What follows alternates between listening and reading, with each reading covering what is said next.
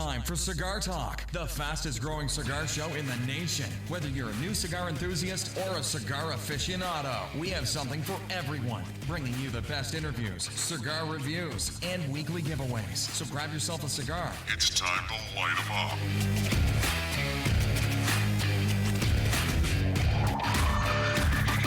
Welcome back to Cigar Talk. I'm your host, Rob Jones. Got a great show coming up for you guys this week. We're going to do our weekly pick six. I'll do 3 cigars. Brian will do the other 3. Then we're going to talk to Charlie from Halfwheel. And if you don't know Charlie, he is the editor of Halfwheel. They do a lot of great articles over there. That's where we get a lot of our information. But anyway, let's get to our co-host, Bryant Falconer. How you doing today, Bryant? Hey, man, doing good. Awesome, man. So let's jump right in. What are you smoking today? Right now, I'm smoking a sun-grown by Perdomo, the Habanero. Good smoke. Yes, sir. That's very good smoke. Sitting here chilling. Yeah, and I'm smoking a McAuliffe Leyenda. Oh, good smoke. good smoke. A little bit funny story behind this smoke. I've had this one for about 3 months, which is very, very rare for me to hang on to a cigar. But I was actually out doing some photos for my Instagram account, and I had like 3 or 4 cigars out there. And when I got done with this one, I put it back in its little wooden coffin, and I had it turned upside down. So whenever I gathered up my cigars and went back in the shed, I left this one outside. And so it sat out in the elements for like, I'm going to guess 3 or 4 days. So you abandoned your child. I did. So I brought it back in, put it in the humidor, and I tell you what, after 3 months in the humidor, it's smoking just fine. I'm still calling CPS, Cigar Protective Services. Nice. Nice. So anyway, let's jump right into our Patreons. We want to say thank you to you guys. You guys are just helping us grow the show, and we've updated the microphones, we've updated the boom arms. And I'll tell you what, if you are thinking about doing a podcast, let me tell you, spend the money and get quality boom arms. True. Dude, you remember those rickety ones we had in the beginning? I mean, they were sad. I mean, you would set them where you need them to be, and then like within 15 seconds, they'd start sagging down. You got them from, what was that? Mars is Attacking? Something, man. It was from the 30s. It was sad. Anyway, we just want to say thank you to Patreons. We're going to be doing video for the Patreons. We're going to do, we got the new poker chips, the 2.0 version. Yes, sir. We're going to send those out, and then we're also going to be doing some special giveaways for those guys. And we just want to say thank you. I was talking to John the other day, one of our Patreons, and I was just saying, hey, man, you don't know how much it means to us. And he was like, dude, it's 50 cents an episode. I can afford that. And I was like, you know what? It doesn't matter the amount. I just appreciate it. You know what I mean? 100%, man, because without them, we wouldn't be growing the way we are. Yeah. And that's the beauty of it, man. You know, people listen to us, and they hear enough to want to support it. And that's just beautiful, man. It's humbling. Yes, very really humbling. Yes. So anyway, let's jump over to our sponsor, McAuliffe. 100%. Tell them about the McAuliffe line, dude. Man, 4 to 42 hits every part of your palate. If you can't find a stick from McAuliffe, you shouldn't be smoking sticks. I'm right there with you. Oh, I mean, you know, I'm smoking one tonight, and this is one of the ones that I smoke on rare occasion because it is a special stick. Really is. But you still abandoned it. Man, made a mistake. Made one mistake.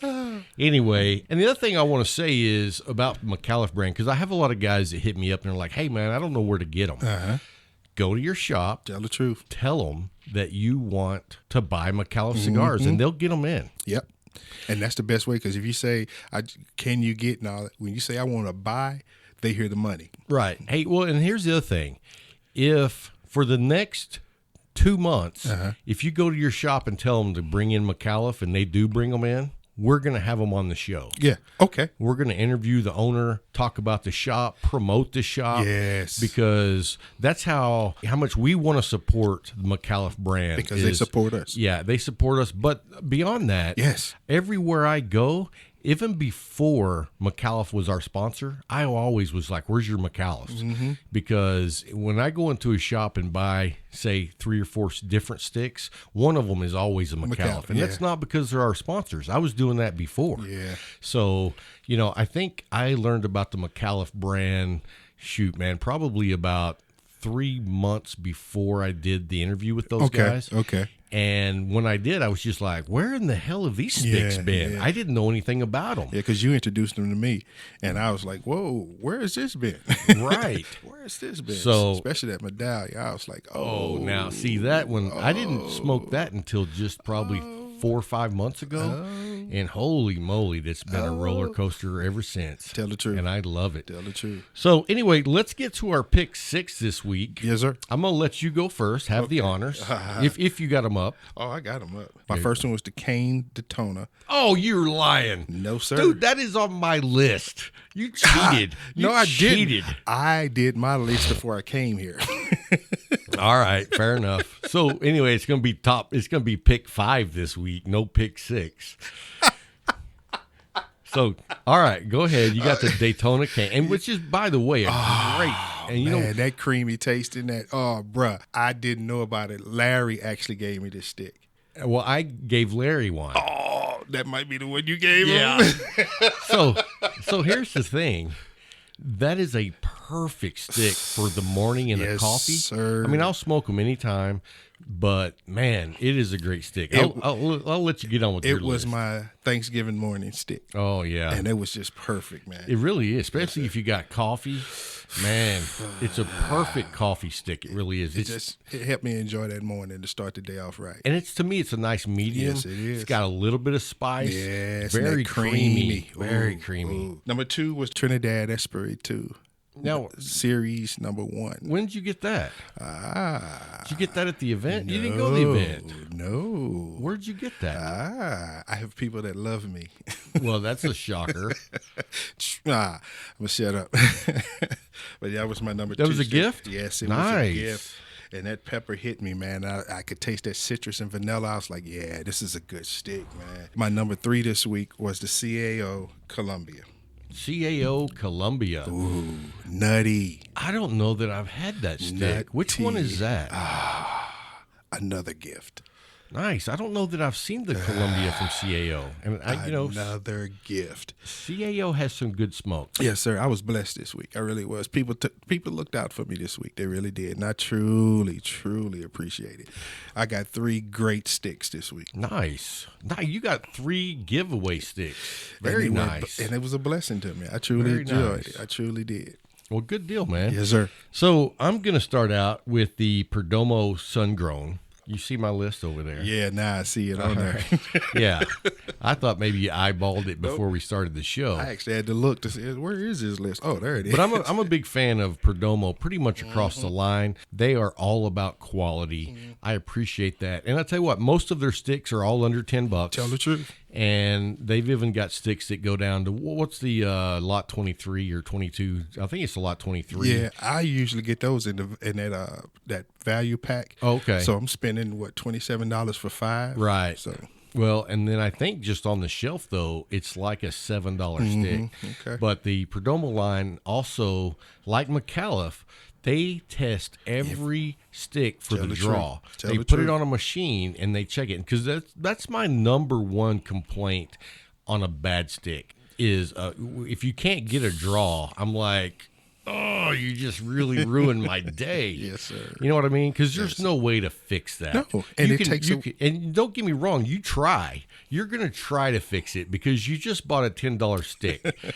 But the main thing about it is once you light a stick and it has a real tight draw, that's all you think about, the whole stick. The whole stick. So most time I just throw it out and start from scratch. It takes away from the experience, man. Now you got a bad experience with that stick. And like me, I push it to the side. It may never go back to it. Right. Well, then I also talked to a listener of the show. I think it was Rob from maybe Colorado. Okay. And he was having issues smoking his cigars out in the garage, and he said what was happening is he was lighting the cigar, he was taking his time rolling it while he was lighting it nice and slow, and it kept basically tunnel burning.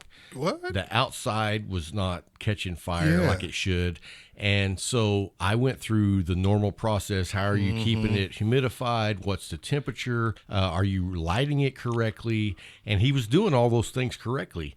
But when he was going out in the garage, it was below 40 degrees. Oh. And so I don't know this, but I was like, first of all, I'm not smoking a cigar in below 40 degrees because I'm from Texas and I'm spoiled that way.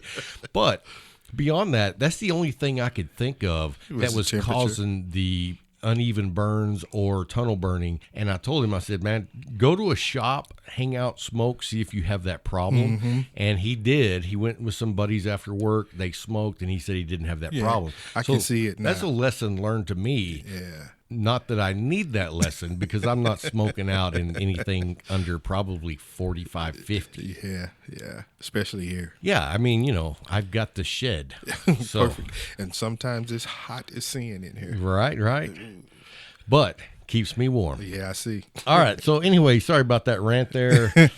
My next stick is the Aganorsa leaf Corojo. Yeah. Dude, have you had one of those? Yes. Man, I'm a big fan of Aganorsa leaf as well. I think they make quality products. They have a large line. And, really one of their mistakes in the beginning was they were going by way too many different names. Yeah.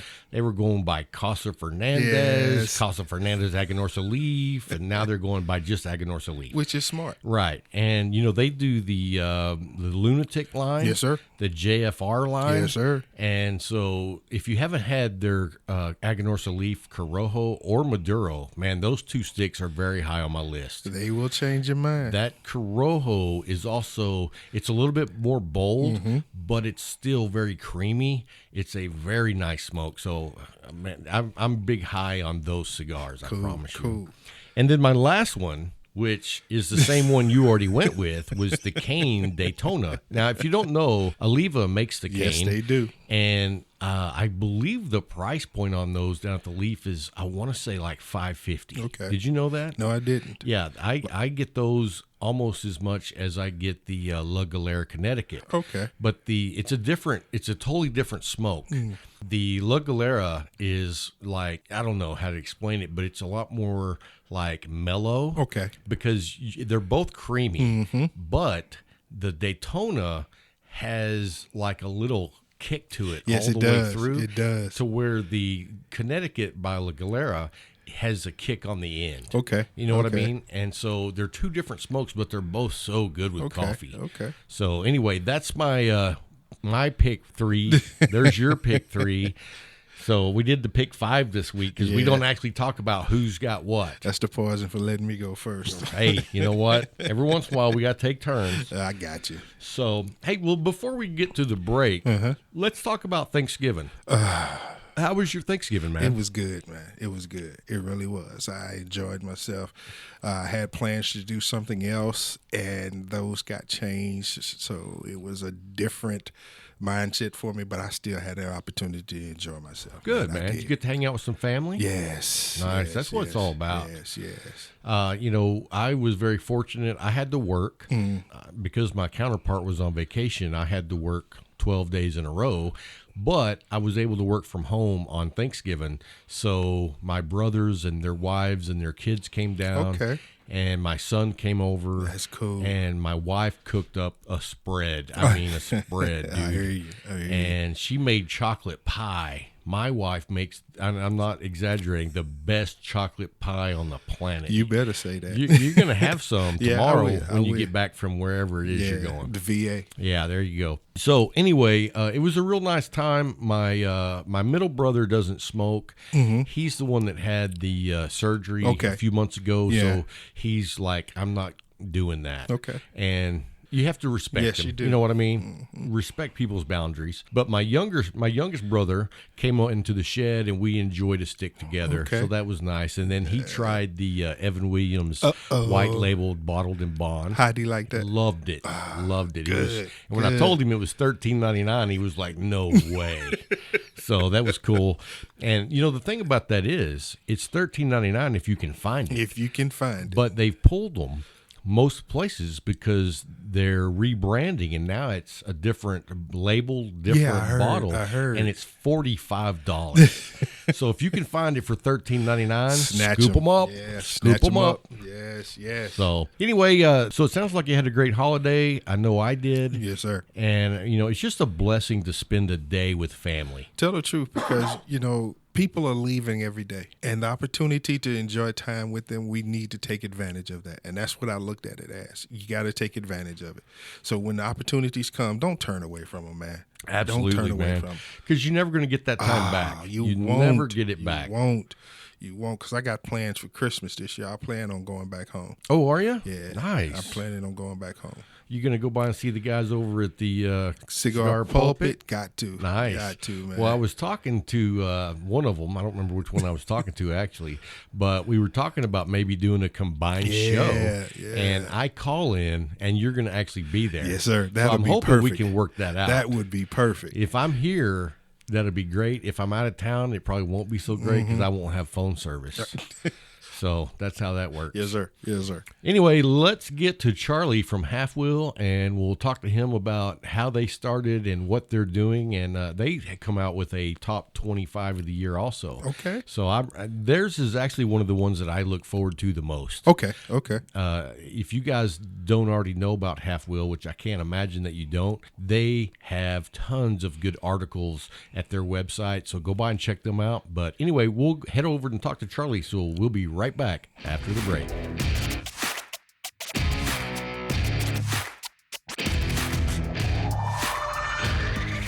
Hey guys, thanks for hanging through the break with us. We have a special guest, Charlie Minato. He is the editor of Halfwheel. You've probably read several of his articles, but anyway, we want to say thank you and thanks for joining us, Charlie. How are you doing today? I'm doing well. Thanks for having me, Rob.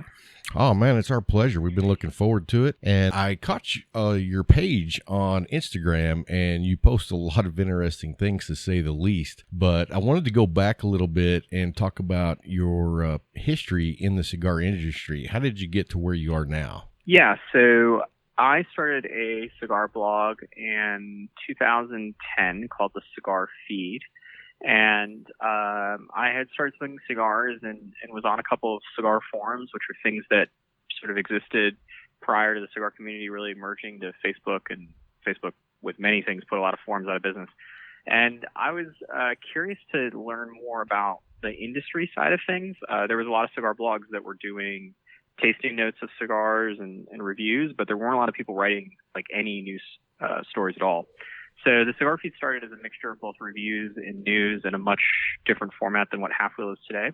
And then at the same time, my now partner and co-founder in Halfwheel, Brooks Whittington, had a website called Smoking Stogie, which had started a year earlier, I guess, than that. And Smoking Stogie was about reviewing rare and hard to find cigars. And Brooks was a professional photographer, so the photography on Smoking Stogie was a lot better. And the review format that Smoking Stogie used is actually quite similar to what we use at Halfwheel today. And we both happened to sort of be in Dallas at the time, and the amount of people having cigar blogs, it was probably a bigger number actually than what it is today, but not that many people. And so to have two sort of in Dallas at the same time, we would meet up occasionally, have cigars, trade cigars, things like that. And we started talking about what a different cigar blog might look like. And then we in 2011 decided to sort of pull the trigger and start planning out Halfwheel. And we ran both of our sites up until December 31st of 2011, and then I remember January 1 at midnight, rather than having some big celebration, I was sitting at a computer porting over the last of what we needed to and flipped a switch, and Halfwheel was born. Nice. Well, I tell you what, there's a few places. I won't say there's a ton of places, but there are a few good places to get news and information about the cigar industry. And I got to say that Halfwheel has a ton of good articles, and I get a lot of information from you guys. So we want to say thank you for always putting out good content. No, and thank you for reading it. We started Halfwheel. We said we wanted to create the cigar blog that we wanted to read, and that was and still is a guiding principle of some of the decisions that we make. It's certainly morphed a bit more when we started it. The idea was never to have it be. I mean, we certainly were making some money, but not. I mean, we weren't really netting any money, if that made any sense. We're generating revenue, but not very much money. It certainly completely understand. Yeah, it wasn't this idea that it was going to be a business. And so, as it's become a business, sometimes we make decisions that we probably wouldn't make if if this wasn't something that our livelihoods depended on. But we certainly have to be cognizant of what people want to read a bit more than when we first started, where we were kind of just writing it literally for ourselves. I see. Well, I love the fact that you guys have information available that it's like you can do searches on Google to find cigar information, and it's pretty tough. But you can just go to Halfwheel and find tons of good reading material if you're interested in what's going on in the cigar industry. So we appreciate you doing that. Yeah, I mean, like I said, our goal, we made a transition in 2013, maybe. And it was, we really wanted to create more of a trade publication in the sense of we wanted a website that if you worked in the cigar industry, that you had to read it on a near daily basis. And so that's when the sort of half wheel that you know today sort of came about. So a lot more stories, a lot more legislation stories in particular, and some other cleaning up of things. But, it's an ever changing work in progress. And we actually have some notes for a meeting we have internally about things that we're kind of looking at for 2020 in terms of some tweaks here and there. But we're always trying to make it better for our readers, both those in the industry and, those consumers who read our website. Well, I definitely think you're doing a great job. I also wanted to ask you, with this new House subcommittee bill that just came out, what are your thoughts on that? Last week that it was it was the most comprehensive piece of anti-tobacco legislation I can remember reading on the federal level. And I would start by saying the good news is that I have a feeling that there is very little chance, if any, that this even gets voted on in the Senate if it were to pass the House. Mitch McConnell has been pretty aggressive in terms of not bringing up legislation to even be voted on that he doesn't agree with. And so we mentioned in an article that a congressman out of New York had said that there were 250 bills that had passed the House that hadn't even gotten votes scheduled in the Senate. And so I have a feeling this them. McConnell has been certainly a friend over the years, and I think a lot of other Republicans and even Democrats would not really want to be casting votes or forced to cast votes on this bill. With any sort of tobacco legislation, and this is sort of how the sausage is made, but a lot of these are from tobacco lobbyists, and what they're taking money for is really from the tobacco industry to be saying, like, please don't do anything with us. They're not wanting to get laws changed. They're just wanting to not get any more regulation. And the problem is that when a bill like this comes up, it's not a great PR move, most of these people, to vote against tobacco regulation. I think most Americans, even, I would imagine a large group of tobacco users, think that there should be, increased regulations, particularly with e-cigarettes and vape products. So they're just trying to avoid a vote and have to publicly say one way or another where they stand. If it were to pass as currently written, it would be catastrophic for the cigar industry. It would mean the end of online mail order sales, which account for somewhere north of about 60% of the total number of cigars sold. So not the total revenue of cigars, but the total number of physical cigars. It's probably 60-40 towards the online big catalog guys. It would mean a ban on flavored tobacco of all sorts. It would probably mean the end of most companies producing cigar swags, whether it's ashtrays, lighters, T-shirts, anything with a cigar company logo on it that's not an actual tobacco product would probably be outlawed. And there's some other not so fun things. But like I said, I don't think this will pass or won't get voted on in the Senate. I think there's a decent chance it might get passed in the House.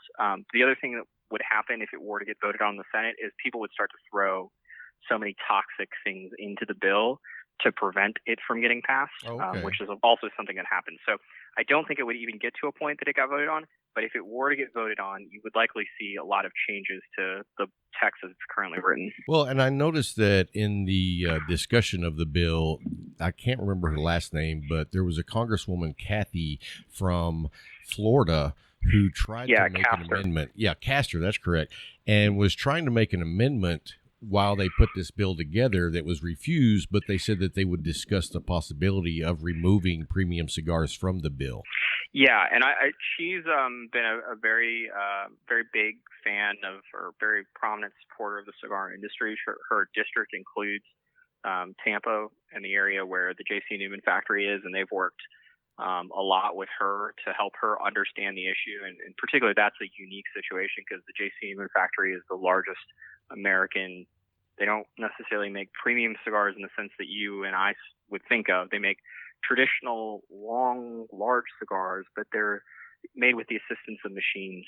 But you're talking about 100 plus jobs, I believe, at the J.C. Newman factory that potentially would put in jeopardy by a bill like this passing. So she's certainly aware of it. The most interesting to me that came out of it was the amendment, and the response to the amendment. They basically said, we don't want you to hold up this vote right now for this amendment. So rather than putting it in, can we have a gentleman's agreement that we will take a look at it when the bill goes to its next step, which is committee.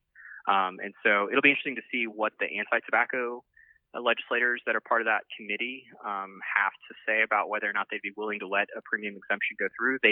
Some of them seemed like they were sort of on board with it. But, once pen gets put to paper, things oftentimes end up being a little bit different. Sure.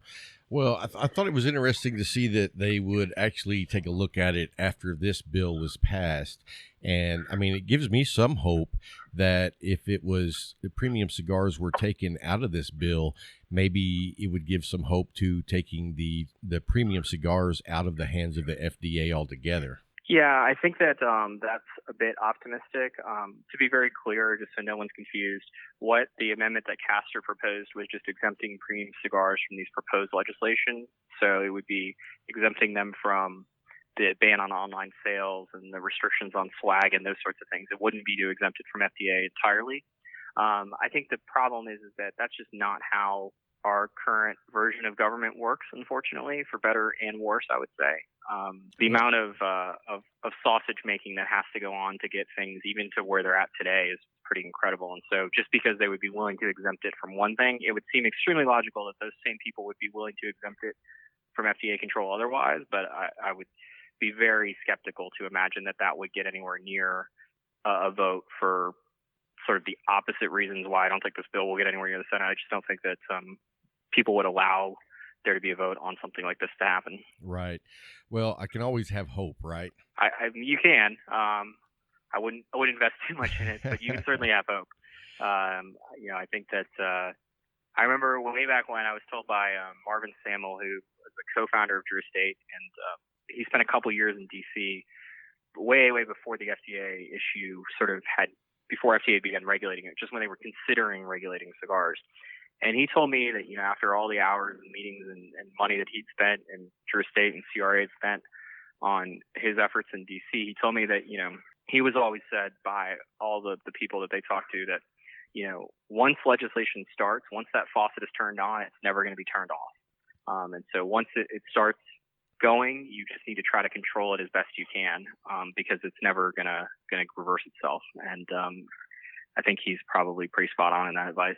Well, I tell you, we had Glenn Loop from Cigar Rights of America on last week, and one of the things that we talked about was since the new administration has taken over, things haven't got worse, and that's actually a win.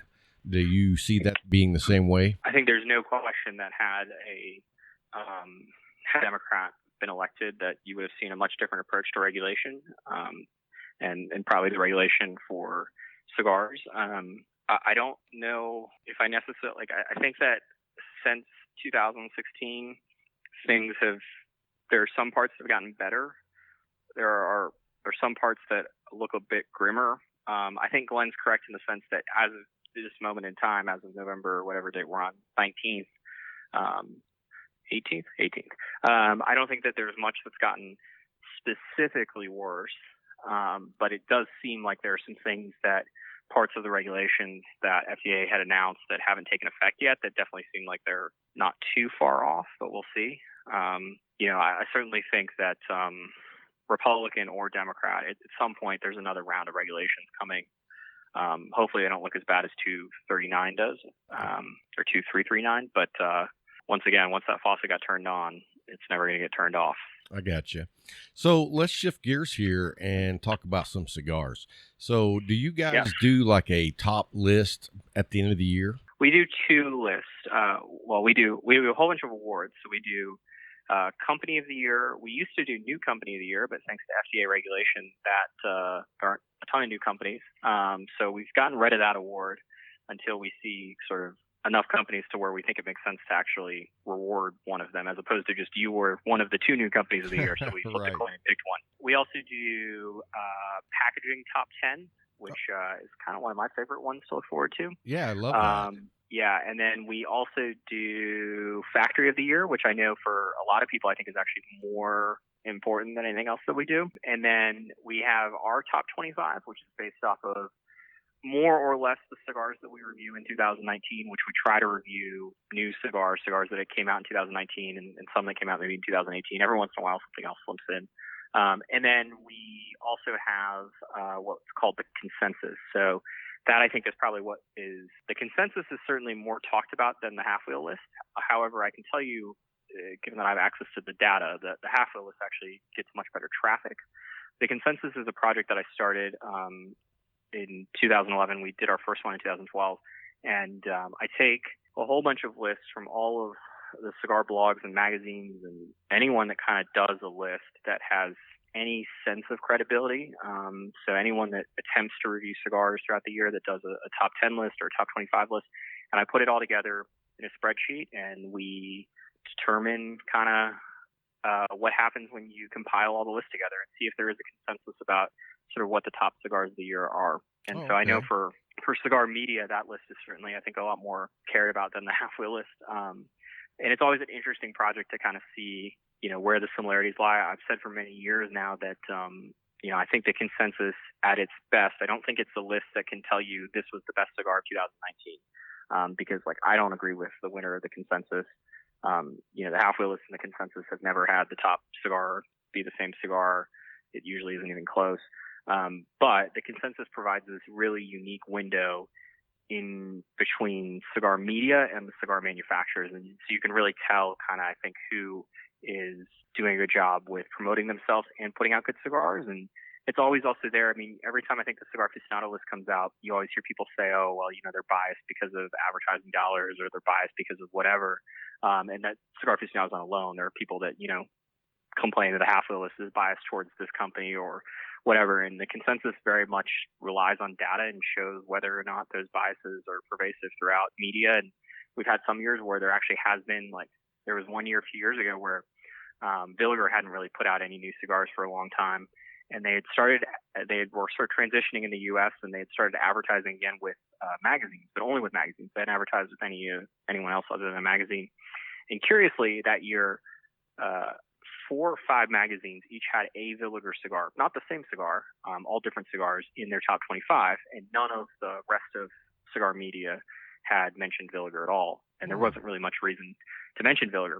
And so it was a pretty clear point. I don't think it was to say that Villiger had paid for those spots, and I don't think that was the case. But if a company is advertising with your podcast, you're probably more likely to know about the company than if they're not. And I think in the case of Villiger, that was certainly the case. You start to, they were quiet for about a year, and then they start spending money, and you remember that Villiger exists. And so we've had times where that distinction has been quite clear, and other times where it's more just kind of interesting to see what comes out of it. Well, I think that's an interesting point that you make, and I really do agree with it, because when these companies are receiving sponsorships from someone, they're most likely smoking those cigars as well. So maybe the other outlets aren't even smoking those Villager cigars. So that would make it a point to where they're available on someone's top 25 list. Yeah, I mean, look, there's very classic examples. I mean, the cigar that we gave number 1 to last year was the Hoy de Nicaragua Numero Uno, which is now available for sale in relatively limited quantities. The last year it was an event-only cigar that almost no one wrote about. No one wrote about it because no one really knew about it. We had found out about it some way or another. And, so we smoked it. It was a very good cigar, and obviously it was a very good cigar. It got number 1 from Half, reviewed it. So, you only are as good with these lists as it comes to the types of cigars that you actually can get your hands on. I tell people all the time that the consensus is very different than something like the Baseball Hall of Fame ballot. The Baseball Hall of Fame ballot, which I think went out today. It's a question for Patrick, our other partner, who's much more versed in baseball than I am. But there's 14 or 18 names on the list or whatever there is, or there's probably more than that. But there's a list of names, and you're supposed to pick, I think, up to 10 of them is how baseball works. That's not how any of us do the top 25. It's not like us and Cigar Aficionado and Cigar Coop are all drawing from the same list. we're just drawing from whatever we smoke that qualifies based on our own sets of rules. Yeah, and we actually did a top 10 for the halfway mark of the year, and then we'll be doing another list in December. And the thing about it is, when we draw off of what we've smoked, and so what we do is I'll pick out my top 10, and then my co-host picks out his top 10, and then we nullify or actually give credit to one or the other if we have a duplicate, and then the other person has to pick another one. So, but that list comes off cigars that we've smoked. So there's a ton of cigars out there that we haven't smoked. So basically it's our list of what we recommend, what we think is a great cigar.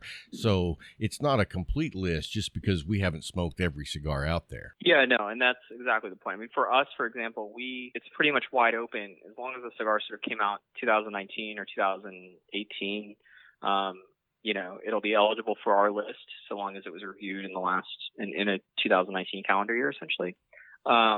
Whereas, I think Cigar Coop, for example, his year starts maybe at the trade show. It's not a January 1 to December 31st year. I think it used to end in basically Q3, but now I think he's changed it again.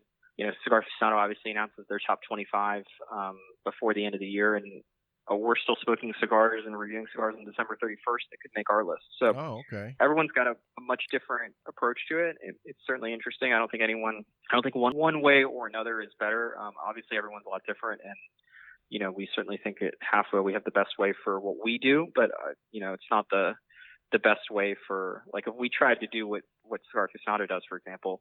I don't think that would be the smartest approach for our list. I gotcha. And vice versa. So when does your consensus list come out, and when does your Halfwheel list come out? I don't have the dates in front of me, but I believe the way this is going to work this year is that the consensus will come out on Martin Luther King Day, that Monday, and then our awards are all the week before. So the Halfwheel list comes out the Friday before. Sorry. So the consensus goes live on Martin Luther King Day, that Monday. Gotcha. And then the Halfwheel awards are all the week before, with the top 25 being that Friday. So those 4 days are a lot of fun for yours truly. Awesome, man. Well, we can't wait to see the list. I also wanted to ask you something about non-cigar topics.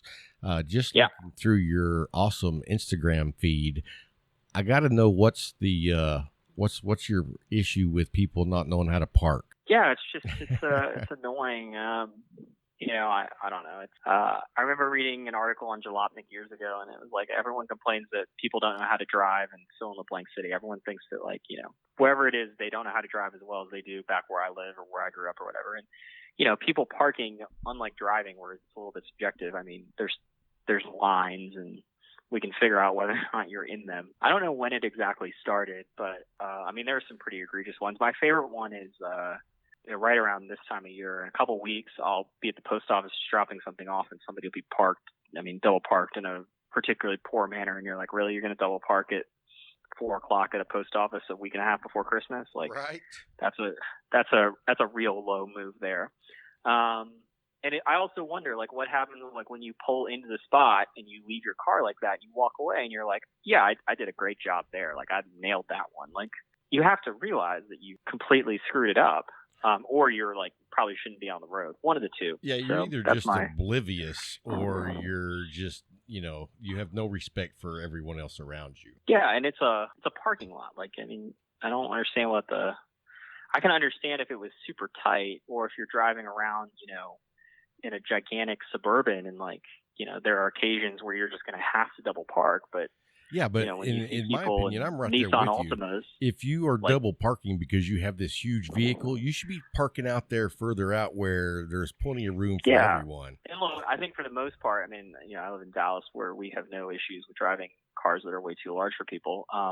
Most of the people that are driving around in the jacked up F450s and stuff, they're not trying to park in a normal spot. I think they realize they will get towed, right, or fined or whatever. It stands out. It's the people in the white Cadillac sedans are the people that apparently just have no idea how to park. Well, I got to tell you, man, it gave me a good laugh whenever I went through your feed, because I was just like, that's hilarious. That's something that just drives me nuts as well. So it was just a fun fact about your page. Yeah, no, it slowed down for a little while, but there was a period in time in which, without fail, so those are all pictures that I took, but without fail, every day for a good 10 or 11 months, somebody would send me a picture of somebody parked in poorly. But yeah, I haven't taken one in a little while, but every time I see one that's parked pretty egregiously, and it's got to be, for me, the line is you have to be over the line. You can't just be on top of the line like that. Maybe there was a car there before you that forced you to get on top of the line. You got to be fully double parked in order to qualify for the award. Parked like an asshole, award. I got you. So let's shift gears again. Let's talk about give us 3 cigars that we might see on one of your lists. Oh, well, Halfwheel's really easy to figure this out. So what you got to do is you just click on the review list on our website, and then if you sort by date or score, I guess, if you find anything that gets a 91 or above in 2019, there's a very good chance it'll qualify to be on the list, and from there we rank the top 25, obviously. Okay. So yeah, anything that's gotten a 91 basically in 2019 is eligible, more or less. I don't know. I purposely don't look at the numbers until we have all the score sheets are turned in, and then I run them all at once. That way, I'm not trying to influence where cigars rank on an order. I can't say that, like last year, if you had asked me at this time, like, hey, like, what do you think would be the top cigar? I would have told you that, like, for me, the front runner was the Le Carême Bellicoso Fino, which was a new size for them last year. I smoked a ton of those personally, which is not something I generally do with cigars. I generally am smoking whatever I'm smoking for review, and then always trying to smoke new things. But being able to go back to something repetitively doesn't generally happen. But I thought that cigar was fantastic, and it almost finished number one. It missed out by less than a tenth of a point, if I'm not mistaken. Oh, nice. So I thought that was the best cigar of last year by a pretty wide margin, and certainly by the amount that I smoked. I think I bought a couple boxes and when all was said and done. But I haven't had anything like that this year where I've gone back and repetitively smoked something. I'm trying to think of any of the things that I've smoked for top 25 really stood out. I've smoked a handful of cigars that I've given 91 or above to, and I've smoked some other good cigars that some of our other reviewers have gotten a hold of. I'm certainly curious to see some cigars that we have reviews that are coming up. So we have the new, I don't know when these reviews are going live, but the new Illusione Epernay, the 10th anniversary. That's a blend that's been a favorite of the Halfwheel office for a long time. So I'm curious to see how that finishes. The Singulare is another cigar that consistently makes the Halfwheel top 25. Curious to see if that repeats itself this year. What else is on that? I'm curious to see. I don't think it'll finish the top end of things, but I'm curious to see where the Cohiba Connecticut finishes. That was a cigar that I smoked earlier in the year and really enjoyed it. It got a 91 or above. But I've heard from some of our other friends in cigar media that they found that cigar to be very inconsistent. So I'm curious to see what the other 3 people at Halfwheel thought. Yeah, I don't know. It's like I said, last year I could have definitely answered that question. This year it's a little bit more. Well, let me ask you this: when you sit down to do a review on a cigar, what's your process? So we're really big on consistency here at Halfwheel in terms of trying to treat everything kind of the same way. So for the reviewers, everyone's a little bit different. But we all try to be as consistent as we can within our own approach. So my process is I smoke at night, usually about an hour or so after dinner at the minimum. And the reason why I do that is because I generally find that I taste cigars a lot better when I'm outside versus inside, particularly inside a cigar shop. It's kind of a worse place to taste a cigar. As far as I'm concerned, there's a lot of other smoke and other flavors that are around. And then another big thing for me is I need to be alone and as distraction-free as possible. So trying to smoke a cigar at 3 o'clock in the afternoon for me is almost impossible because I got work and emails and phone calls going on. Sure. Whereas 9:30, 10 o'clock at night, things slow down quite a bit. Yeah, so I go out and I smoke. I'll smoke the first cigar. We smoke 3 cigars for review. So that means, for example, tonight I'll go out and smoke whatever my next review is. I can't tell you off the top of my head. And I'll smoke the first sample of that, and then I'll smoke another one tomorrow night. I'll smoke a third one on Wednesday night, and then that review will go up, I believe, on Saturday. So that's kind of how it is. And then the process, I usually try to take 1 day a week off from smoking to let my palate kind of clear up, and then the process just starts itself all over again. And so the other thing I do is that it's always the first cigar of the day. So like yesterday, for example, I smoked some cigars in the afternoon, and that was a day where I didn't review because I'd find that my palate's just not as good after smoking another cigar first.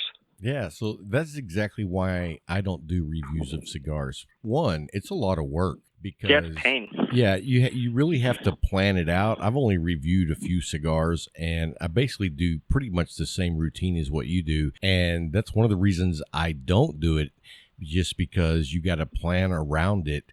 And you don't get to enjoy other cigars when you're doing a review. So I very, very rarely do a cigar review. If you want to take something, I mean, they always say, like, if you never want to work a day in your life, do something you love. That might be true. However, if you want to take something that you love and try to just rip every single ounce of pleasure out of it, turn it into work and see what happens. Yeah. So, I mean, like, there are a lot worse jobs that I could have versus writing about cigars, but I mean, it's not particularly. There are plenty of nights. I mean, I was out last week. We had a cold front come through, and I was out. And it was 45 degrees outside, trying to smoke a 6x52 Toro with a space heater, and you're like, this is not fun. I completely understand. I would rather be in bed under so many ounces of covers watching Monday Night Football and drinking bourbon. But instead I'm out here freezing my ass off. So, yeah, and a lot of people don't understand that, and they think that you're just smoking cigars and writing about them. But I mean, it's just like you said, you're not sitting out there drinking a bourbon or a coffee when you're smoking these cigars for review. You're singling it out, and so it's not just you're enjoying a cigar. You're actually learning about that cigar, and it's a whole different way of smoking cigars. No, look, there are a lot worse jobs, and I'm very fortunate to have this one. But like I said, if you ever wanted to rip all the pleasure, I mean, somebody was like, why don't you, you love restaurants and food, why don't you create a food blog? And it's like, I'm maybe not be qualified for it, but even if I was qualified to do it, like, I've learned that if you want to take something that you enjoy and make it painful, a great way to do it is to turn it into work. And so I'm sure there are some people that love to write about food. But I think the other problem is that it's the repetition of it. So it would be one thing if I could, sort of review for 3 weeks on and then take a full week off. But I mean, I've been reviewing cigars 52 weeks a year now for outside of the weeks that I get sick, essentially, and the weeks that we're at the trade show or things like that. I mean, we don't take very many extended periods of time off. We certainly skip reviews here and there, but it's 52 weeks a year or 49 weeks a year, for the last 5 or 6 years. So it's a pretty aggressive schedule. I remember I learned about the Michelin inspectors, the Michelin guy, the famous food, sort of the Bible of restaurant reviews, if you want to call it that. They have to review, I forget the number, but I think it's essentially you have to eat out like 10 or 11 times a week. Wow. And so they pay for it, and they also give you a very generous, from what I understand, like health and fitness compensations. They pay for high-end gym memberships and things like that. When you start doing the math about how many, because it's over 125 restaurants they have to review in a given year, and I want to say it's close to like 150 or 160 inspections. But you start doing the math, and you do, okay, well, I'm going to take X amount of vacations per year, so that's like a couple weeks off that are just completely screwed. You're eating out almost every meal Monday through Friday. Wow. And even if you're eating the best food in the world and traveling around the world to do it, I imagine that becomes particularly painful. Oh, I would imagine. After only a few months. And you're, once again, this is the Michelin Guide, so you're eating the best restaurants in the world. And, but then, like, you're also eating them, but you're sitting there and you're enjoying the food, I guess, but you're also having to make mental notes about everything that's going on. And it's a very similar process. So, as much as that job sounds like it'd be fun, I think, for about 8 weeks, and then I'd have to go hibernate in the gym or something. Yeah, because just like the cigars, you're not actually going to dinner with someone else and just kicking back and having good social environment. You're actually going to work. So, yeah, I completely get that. Yeah, and it's the time thing is the other thing. I think if you were doing, say, wine reviews or anything that was like any sort of drinking, most of those things you don't need to spend very much time doing. I mean, we have a beer website called Tenemu, for example, and to produce a beer review is very easy compared to a cigar review, because you can do the beer review anywhere. Right. I guess except in your car, but we also don't review cigars in our cars either. True. But the beer review can take 15 minutes. You take a picture of the bottle, you open up the beer, you pour it, you smell it, you write down some notes, you taste it, you write down some more notes, you wait 10 or 15 minutes for it to warm up, you write down some more notes, and you're basically done. And we don't review multiple bottles for each review because the way beer is made, it's a lot more consistent than a premium cigar would be. But, cigar review is an hour and 15 minutes at the shortest amount of time. Multiply that by 3. Plus, you can't be doing it when it's 40-mile-an-hour winds outside and all sorts of other things that go on. Restaurant review would be very similar. It's a much more greater investment in time than just 20 minutes. Right. So let me ask this: where are you actually originally from, Charlie?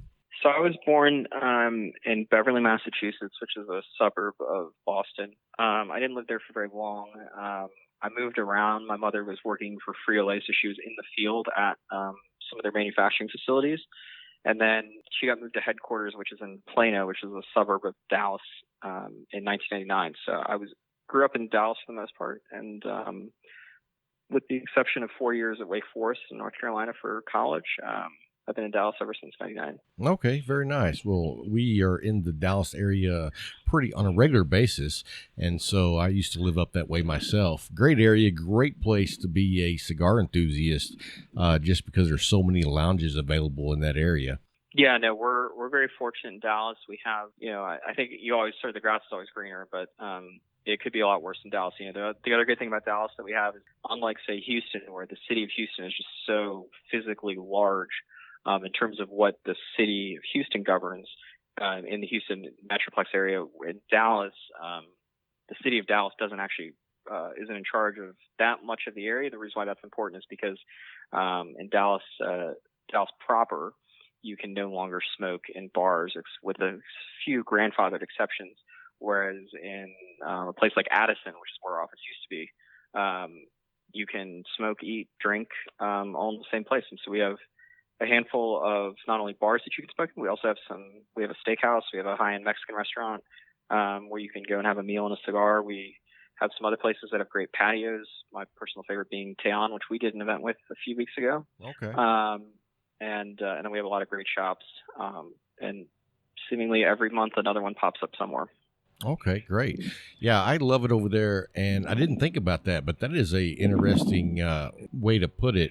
Dallas proper, you can't smoke, but all the surrounding suburbs are not governed by Dallas. That's a very interesting thing, because I used to live in Houston, and like you say, Houston is kind of like a long arm of the law reaching out in every direction. Yeah, no, it's something that you don't really take into account until you're in Houston and you realize that, if you're in downtown Houston and you want to be able to smoke and have a whiskey in a public establishment, you have to drive a half hour at least in one direction, do that legally. Yeah, that's absolutely whereas right. if you're in downtown Dallas, there are fortunately still some places, unlike in Houston, we have some places where we have grandfathered locations, but you can be in an establishment that's not a patio, drinking and smoking in about 15 minutes from downtown Dallas, which in Houston, in 15 minutes, you may still be in the exact same place that you were in. But right.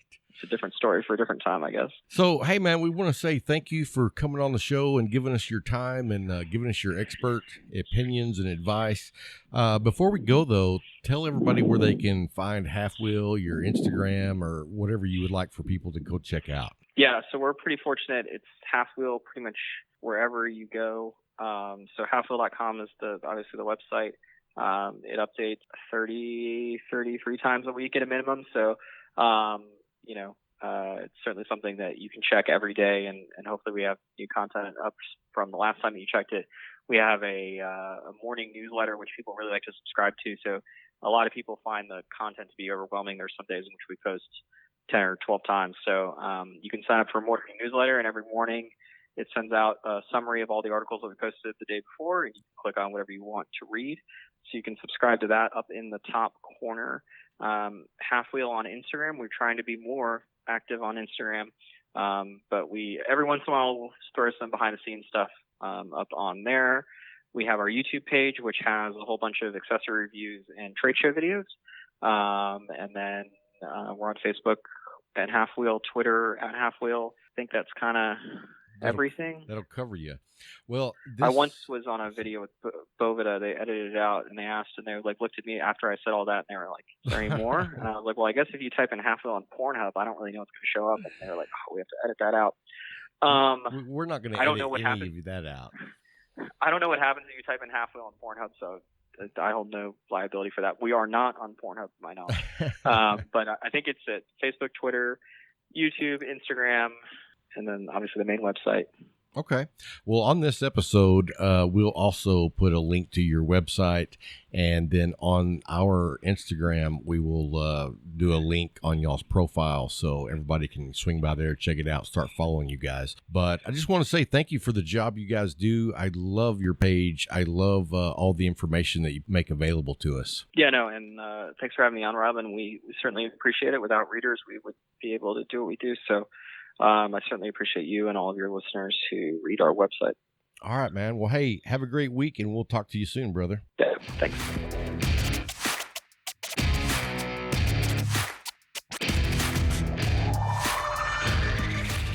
Hey, welcome back, guys. Hope you enjoyed that interview with Charlie. We appreciate him taking the time to come on. I love Halfwheel. That's where I get a lot of news articles for the show, and also just for my own updates and information. I think it's a great website. It's one of my favorite on the web as far as cigars go. So anyway, it's time for the giveaway, and this week we are giving away a Gran Habano Jet Torch. Now, here's the cool thing is it looks like a Zippo, but it's actually a jet. That's the cool part about it. Right. So Yeah. it's bright red and it has their logo on it. Anyway, I didn't even know it was a jet until I opened it. I thought it was like a Zippo. Yeah. So anyway, we are doing the drawing, and the winner this week is going to be Larry Frank. Larry Frank, I'll shoot you an email. You can send me your mailing address information. I'll get that sent out to you this week. And we will be sending out a few other things this week. We got some poker chips going out to the Patreons. I'll get those out this week because of the holidays last week. It was kind of, and I had to work both territories last week. I really wasn't able to get out. But anyway, let's get to, you know what? I got to tell you this story though. Okay. So, I've been like promoting Cigar Talk on TikTok. Yes, sir. And have you got on TikTok yet? Yes, sir. Kind of weird. Yeah. It's young. It's a trip. Yeah, it's young. Yeah, it's very young. But anyway, here's something that I did this week. Okay. So, I'm real big into following AI. Okay. And something that I've been talking about for years is the automation of semi-truck drivers. Okay. They're going to take those jobs away, and they're going to have robotics driving those vehicles. Yeah. And that's not a if, that's a when. You can not want it to happen, and it doesn't matter. I understand. It's going to happen, and I don't like it. I'm just coming from the police aspect of it, What, you're not going to have anybody to pull over? No, it's not that point, because I've been that highway cop out there standing on the side of the road, and that truck come by and take my hat off my head. Well, here's the thing. I mean, people are up in arms about the safety aspect. Yeah. I think it's going to be safer. Yeah. But here's the thing. It's going to take away jobs. That's what I'm talking about, and that's the big part. Yeah. And, all that does is fuel big corporations, and it takes away jobs. Now, coming from the police aspect of it, now I'm thinking, okay, how can you pull one of those over? I'm sure they'll have some kind of technology built in for that. What technology? I'm not a mad scientist. I'm just telling you. I mean, as far as I know, they'll have like a code on the back, and you just shoot a radar at it, and it makes the truck pull over. I mean, then who am I going to write the ticket to? You probably have to call in and talk to a dispatcher. But that's a good point. And there's a lot of stuff to be worked out, I'm sure. But anyway, all that to be said, I was watching a video on TikTok, and it was some country redneck girl videoing this truck that had no driver. Now, there was a test pilot in the passenger seat. Okay. But there was no one driving the truck. Okay. And she was videoing it, and she says, "Look at that shit. Holy F." Okay. And I was like, hey, there's one of those trucks. That's what I've been telling people about. Yeah. So on TikTok, I don't know if you know this, but you can download most of the videos. No, I didn't know that. Yeah, you down at the bottom, you can hit whatever, and it'll download that video. So I download that video, and I sent it to my wife because I want her to see this truck because I've been telling her about these things. And I was sitting there thinking, and about 30 minutes later, I remembered that my wife is up at the church doing a Christmas wreath thing. Oh, my goodness. And so after about 30 minutes, I sent her a text that said, "Don't open this at church." Too late. Too late. Dude, she was in there with all these church ladies doing a Christmas project. And she plays this video, and it's super loud. And they hear 2 cuss words. So anyway, I sent my wife, I was like, "Don't open this while you're at church." She says, "Too late." And I knew that I was in trouble. I knew I was in big trouble. And I said, Bro, I'm weak. dude, I said, "Are you okay?" And she says, "I'm already in my car. I'm leaving." Oh, I my was goodness. mortified. Oh, my goodness. So, little tip for you guys: if you're gonna send a video to your wife from TikTok, make sure she's not at church. Yeah, I got a lot of heat for that one. I can see her. But dude, it was so funny because I was sitting here in my man cave smoking a cigar, and just this little thought off went in my head. It was like, she's at church. But my brother made an excellent point while he was here. What's that? Why would you open a video from Rob? Tell the truth. That is, he hit it dead on the head. Why would you do that in church? You never know what it is. So, 2 lessons learned. One, my wife learned, don't ever open a video from me while you're at church. And 2, I'm not sending my wife any more TikTok videos ever. Ever. Oh, my goodness, man. Hey, well, let's talk about, we got 2 things talking about on upcoming shows. Yes, sir. We got next week, which is Scott Pierce, which is the executive director of the PCA. Yes, sir. Definitely a great interview with him. And then the next week is our anniversary episode. 2 weeks. So 2 weeks from now, we have a special guest. We have the granddaughter of Arturo Fuente on the show. Yes. Liana Fuente. We've hit a home run. She's also been named Tobacco Business Woman of the Year for 2019. I am super stoked to talk to her. I mean, to me, it's like talking to someone in royalty. Tell the You're truth. talking about the Fuente family, and she is, I'm pretty sure everything that she does is, she is like the networking and social media manager of the brand. Yes, sir. And so, she grew up with Arturo Fuente and him teaching her things about the cigar industry. She knows things that we wish we knew. Right. So I'm excited to talk to her. And then we also have a huge giveaway going on. Yes, we do. And so if you guys haven't seen it on Instagram or Facebook, let me tell you how it works. You go by Apple Podcast or iTunes and you leave a review on the show, and in the comment that you leave your name either from Facebook or your Instagram account, and then tag 3 people either on Facebook or Instagram about the contest, and then go by our website and register. Now, if you've already registered, you don't have to do that part. So we are giving away, I don't know if you guys have seen the pictures of my New Air humidor, but it's the 400 count. We're giving away a 250 count New Air electric humidor. And what that does is it keeps the temperature whatever you want to set it on, and all you have to do is manage the humidity. Yeah. And so, and I'll tell you what, man, I'm loving this.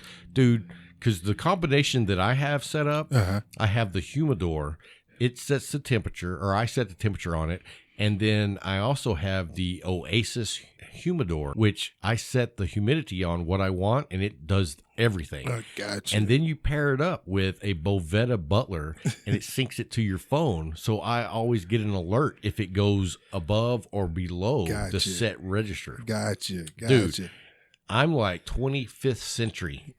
You know what I mean? Mr. AI. Yeah, Mr. AI. Anyway, I love the setup. I love the humidor. I'm super impressed with what New Air's done with these humidors. It's a blessing, man. And it looks great in here. It does. I'm sitting there still staring at it. Yeah, I'm real happy with it. I didn't know if I would like those because I was on the fence a long time about it. And I finally was like, you know what? I'm going to give it a try. And I'm super stoked with the one we're giving away, 250 count. You guys go by, leave your comments on the Apple review. And if you're not on Apple, you can download iTunes, create an account just to leave a review. That's all it takes. That's right. So we'll be announcing the winner on that on December 16th as well.